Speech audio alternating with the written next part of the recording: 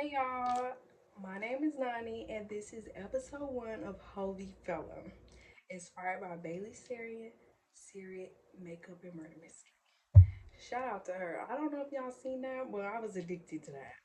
I was falling in love with the Kill, and the face beat. So I was like, okay, let me see how I can remix this.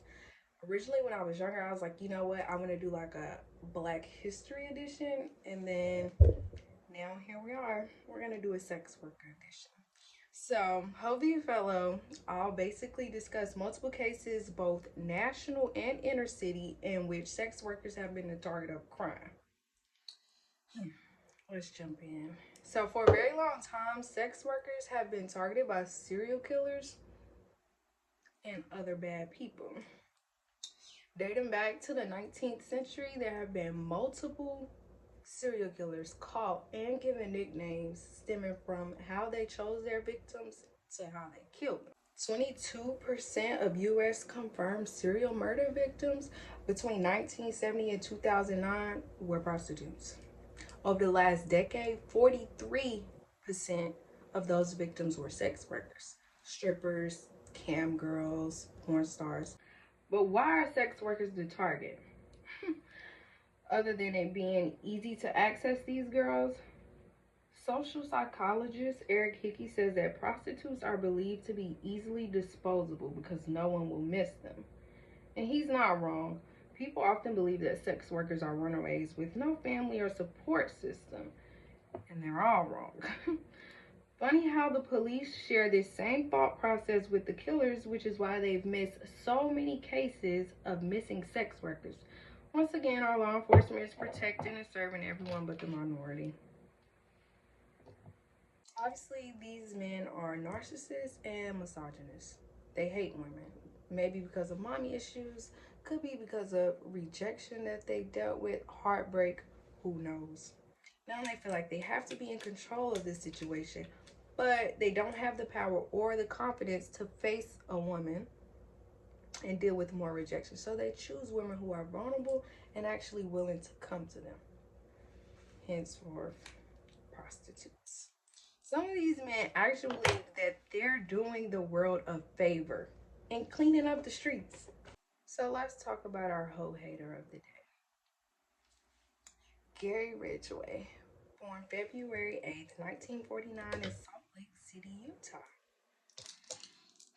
Gary was known as the most deadliest convicted serial killer, the most killings in any serial killer recorded in history. He was known as the Green River Killer because of the location of his body. His first victims were found in the Green River, a waterway in South King County of Seattle.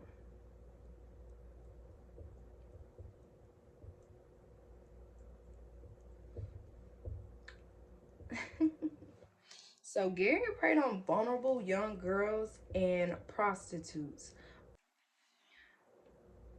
Gary once admitted, after being caught, to the memory of his mother washing his genitals after he wet the bed as a teenager. Now, that seems oddly inappropriate for a teenager to have his mom wash them, but Gary was so sure that he was never molested. However, he did also admit to being sexually attracted to his mother, which soon caused a hatred that he developed for her, which then led to the progression of fantasies about killing her. However, he never actually harmed her. After high school, Gary served a 2 year stint in the U.S. Navy and went to Vietnam. Once that was over, he returned to Seattle and worked as a truck painter for 30 years. Within those 30 years, he married about 3 times and had one son. Also, during that time, before his killing started, he became a frequent customer of prostitutes. In 1980, he was arrested for choking a prostitute, but he was freed because he said that she bit him first. 2 years later, he was arrested for solicitation, and it's believed that shortly after this is when his killing spree started. His first victim was believed to be a 16-year-old runaway whose body was found in the Green River in 1982. Around this time, after finding a couple more victims, that's when the police decided that it was time to create a special task force dedicated just to finding the murderer of these women. Over the next 2 years, young girls were disappearing from State Route 99, South King County, Washington, left and right. Gary would bring these girls home, rape them, strangle them, then take them and leave them naked in wooded remote sites. Sometimes he would even leave them in different poses. More than 40 women fell victim to him during these 2 years. In 1983, Gary was questioned for the disappearance of a prostitute after an eyewitness said that they saw the girl getting into Gary's truck. However, he denied the allegations and he was able to pass a polygraph test, so they had to let Gary go. In 1984, he committed several more murders before he slowed down, and it appeared that maybe the killer had decided to, stop. They were wrong. It wasn't until 1998 that Gary really committed his last murder. Now, after making a connection between Ridgway's 1982 arrest for solicitation and the location of a body that they found, detectives were able to obtain a search warrant and search Gary's home and place of work.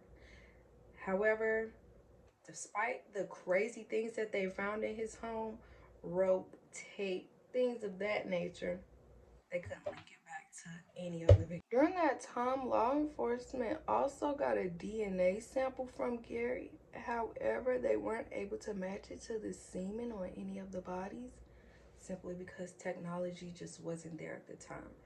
But they did keep samples of his hair and his saliva, which is what led to the arrest of Gary Ridgway in 2001 after a couple of technological advancements.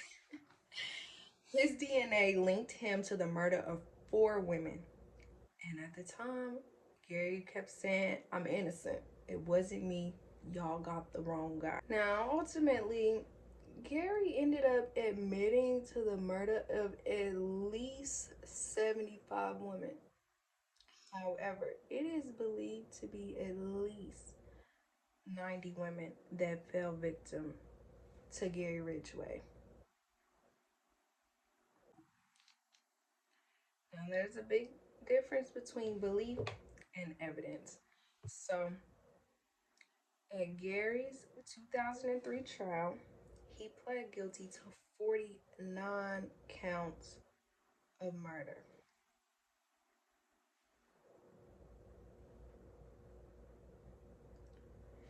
Jury and state was pushing for the death penalty. I mean, you blame them. But guess what?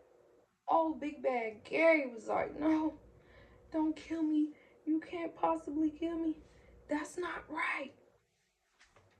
Gary. Gary. But if you watch crime shows, these suckers always get to work out a deal. Gary worked out a deal with the state and prosecutors to avoid the death penalty. And in this deal, he wouldn't face death penalty as long as he continued to help prosecutors and law enforcement locate the bodies of all the victims that they did not know about. So in the end, Gary was served with 48 consecutive life sentences with 480, okay? 480 additional years for evidence tampering. You do the math. That's 10 years per murder charge that he already had. Now he's currently serving that time at Washington State Penitentiary. Might I remind you that all of these bodies weren't found at the same time. These bodies were being found over the course of the 40-30 years that Gary was killing. And it was so many that they started to think that it was separate cases going on. So they weren't classifying it with the Green River Killer. They started calling it Bones 17. Well, I read online, one thing said Bones 17, another said Bones 20. Anyways, with the help of Gary, no thanks to him at the same time, bodies are still being identified today. So some families are still able to get some answers. And when I say still being identified today, I mean that the last body found was in 2023. Lori Ann Raspinett, who was a 15-year-old runaway at the time of her murder in 1982. There was another one in 2020, which was Gary's youngest victim, age 14, ran away from a foster home and was killed by Gary Ridgway in 83. Gary did give a lot of significant information, but I guess when you kill 90 people, you won't remember every little detail unless you have a photographic memory. So there's still a lot of victims that have not been found yet.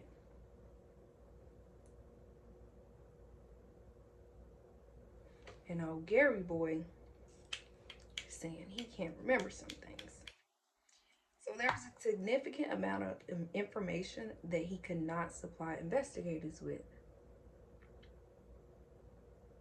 However, based off the bone structures and what was left of these women, they used clay to try to recreate the faces of these women to help family locate their loved one. If you go to kingcounty.gov, you can see what I mean by clay reconstruction. Honestly, I never knew this was a thing. I watched Criminal Minds, SWAT, and Dexter's Laboratory, all this stuff. I never knew that that was a thing. But I think it's a neat thing. Might I remind you that there was over 10,000 items of evidence when Ridgway was arrested. And there's still plenty of remains that they're trying to connect to this guy. So as long as these parents are looking for answers, I'm pretty sure we'll keep seeing bodies turn up and connected to this man's name. So if you haven't heard of it before, now when you hear it, you'll say, hey, that's what Nani was talking about on Heaux v. Fellow. Anyways, this is episode 1. So bear with me, y'all. My next one will be better. I at least hope that y'all enjoyed it. And please remember to like, comment, and subscribe. I mean, it'd be nice if you keep the bad comments to yourself, but I guess I'll take them for now.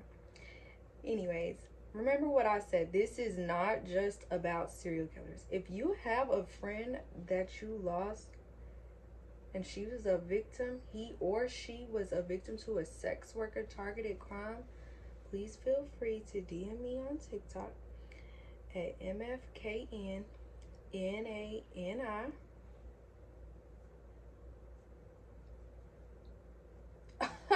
I got focused right then. Hold on. Yeah, DM me on TikTok. Let's chat. Let me get the facts. And I'll be more than happy to make a video to get some awareness out and hopefully get some answers.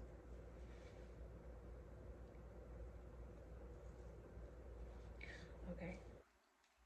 Bear with me. I'm trying to give y'all a final look before I get up. Anyways, this was episode 1 of Heaux v. Fellow. I'm motherfucking Lonnie.